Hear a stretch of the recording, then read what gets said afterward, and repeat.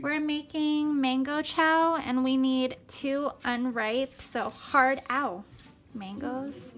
Let's hope that I don't hurt myself. Okay, so we cut it in 3s lengthwise, or cut it thin like that. So like that. Yeah.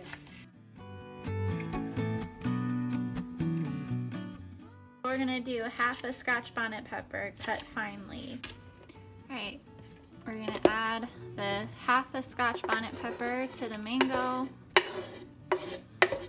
So 1 teaspoon of salt and half a teaspoon. Okay. 3 cloves of garlic grated. 2 teaspoons lemon juice squeezed. Yeah. Yeah.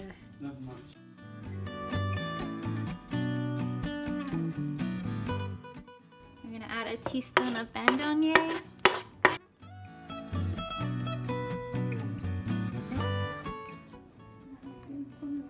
It's really good. I can taste the bandonnier.